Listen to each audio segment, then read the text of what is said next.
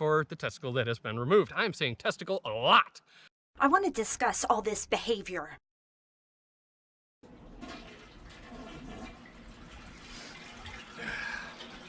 Oh, there you are.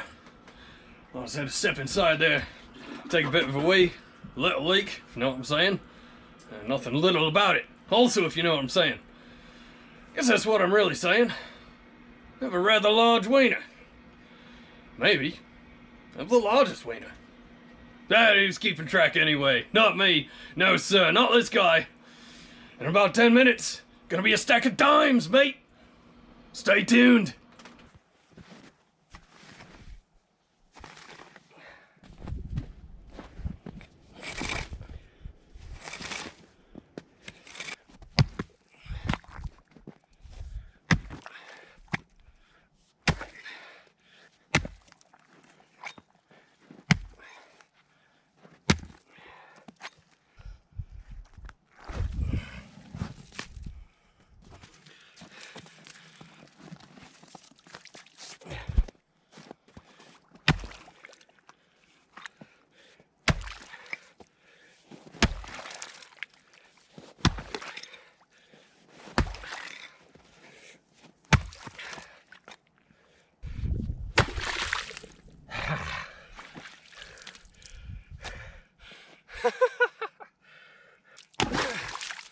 There we go.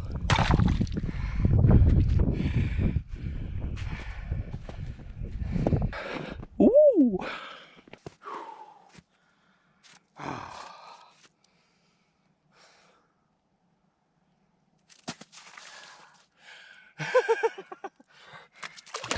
Holy.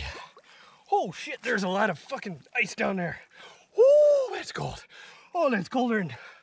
Oh, man. Oh, shit.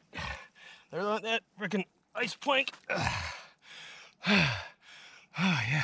Oh, there we go. Ah, you ready for this shit? Woo! Beast from the north! I am doing this challenge here today for a very special reason. Testicular cancer awareness. Now, a lot of people did a bunch of stuff last month. Big month for that. No Nut November, everything, all that. Top to bottom, left and right, what have you. It's a cause that's kind of near and dear to my heart. So in the spirit of just kind of keeping that rolling, here I am. Freezing my nuts off, freezing my balls off, whatever you want to call it. Freezing my balls off for testicular cancer awareness. Now, I had the foresight to imagine that my brain might be a little preoccupied and I might not remember everything that I wanted to say. So, take that and open. My fingers are too cold, they won't open. All right, come on, come on. I got all these stats to read you here. Here we go. Yeah, it's the most commonly, testicular cancer is the most commonly diagnosed form of cancer in young and middle-aged men, but it can occur at any age, with 6% of cases being diagnosed in boys and adolescents, and 8% of cases being diagnosed in men 55 or older. Its average range is generally 15 to 34, but as I just stated, you can be younger, you can be older, it does happen. It's estimated that 8,000 to 10,000 men will develop testes cancer each year. 1 out of 250 men and boys will be diagnosed with the disease during their lifetime. That's a lot of friggin' people. When you think about the millions, the hundreds of millions. And an important thing to remember here, all right, here, I'm gonna carry on. I'm getting confused even with something to read from, so. Fortunately, the cure rate is excellent, greater than 95% for all men with testes cancer, so that's pretty good. 99% beatable if it is caught in stage 1, so that's excellent. Testicular Cancer Foundation, testicularcancer.org, has more information and handy cards you can hang in the shower that details how to do a proper self-exam. I could detail that for you here, but I'm not going to. Maybe a little diagram or something for you. Grab your balls, feel around the testicles. If you feel a lump, something that's out of place, get that shit checked out. Now, I said this was near and dear to my heart, and I said that because when I was 17, sitting in health class, they were talking about this, the early detection, doing the self-exams. I went home that night, did a self-exam, found a lump, went and got it checked out at the doctor's. Turned out it was not nice, so I had a left orchidectomy done, and they plucked that sucker out. Uno pistachio. So there I am with that. That's my story. But there's so much more out there. Everybody's got different stories. Now, for men with cancer that is not spread beyond the testicles, stage 1, survival rate is 99%. Approximately 68% of men are diagnosed at this stage. So early detection is doing its thing. For men with cancer that is spread to the lymph nodes, that's stage 2, in the back of the abdomen, called the retroperitoneal lymph nodes, the survival rate is around 96%. Still pretty decent. But this depends on the size of the lymph nodes with cancer. For men with cancer that is spread outside the testicles to areas beyond the retroperitoneal lymph nodes, such as to the lungs or other organs, survival rate is about 74%. Now, about 11% of cancer is diagnosed at this stage, meaning either a self-exam was done and nothing was caught, or a self-exam was not done, and this cancer was not caught until after it had metastasized and moved on to other organs. That's no bueno. It's important to remember that statistics on the survival rates for men with testicular cancer are an estimate. The estimate comes from annual data based on the number of men with this cancer in the United States. Also, 5-year survival estimates are based on information that is at least 5 years old. So with new developments and treatments and stuff like that, survival rate could be a little bit higher. And that's good news. Most testicular cancers start in the germ cells. These are the cells in the testicles that produce immature sperm. Lots of information. Again, you can go to testicularcancer.org or another reputable site, and you can find out all the information you could possibly want to know. Google is your friend. All right, next one.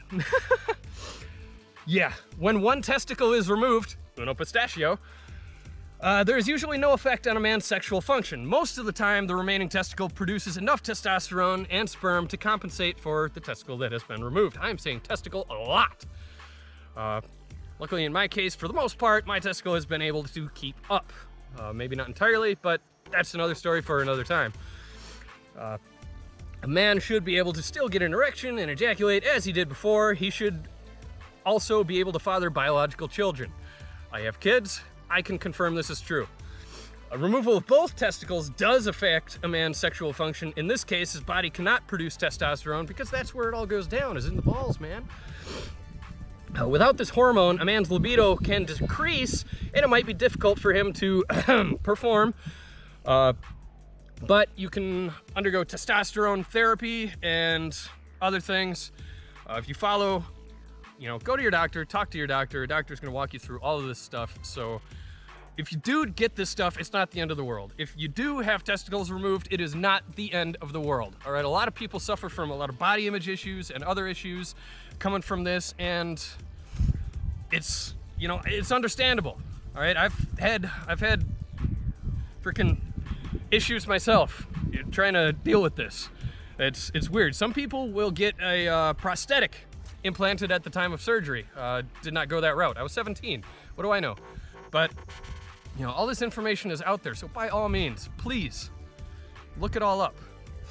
As my legs are getting pretty cold at this point and feeling is starting to kind of go away, I'm gonna end on this note. Hypothermia occurs when your body loses heat faster than it can produce heat, causing a dangerously low body temperature. Normal body temp is around 98.6 Fahrenheit or 37 degrees Celsius. Hypothermia occurs as body temp falls below 95 degrees Fahrenheit or 35 degrees Celsius. So as your temp drops, your heart, nervous system, and other organs can't work normally. Hypothermia can eventually lead to complete heart and respiratory failure. As I am stumbling here, I'm gonna move on to the next part where we shall say, you may experience slurred speech, shallow breathing, weak pulse as your arteries constrict to reduce blood flow in an attempt to slow the reduction of your core temperature, because your body is monitoring your core temperature and it doesn't want you to freeze to death. So it starts restricting arteries, slowing your heart rate and everything, and this affects your motor functions. No bueno. So yeah, don't mess around. I've done research, preparation, and I am a professional idiot of many, many years. So I've done ample preparation for this. Even had, in case I went under, safety rope here, which I was supposed to attach to myself, and I didn't, so maybe not that safe. Lesson learned. But drink warm liquids, try to avoid alcohol or caffeine because they will thin your blood, and caffeine raises your heart rate. Both of those things are going to help your blood circulate faster, dropping your core temp faster. Again, no bueno. So yeah, I hope you had a good time. I know I had a good time. Said just about all I needed to say. If you have any questions, by all means, ask me, ask Google, or ask your doctor, and you can learn everything that you need to know. So yeah, have a great day, and I will see you next time. Peace from the north!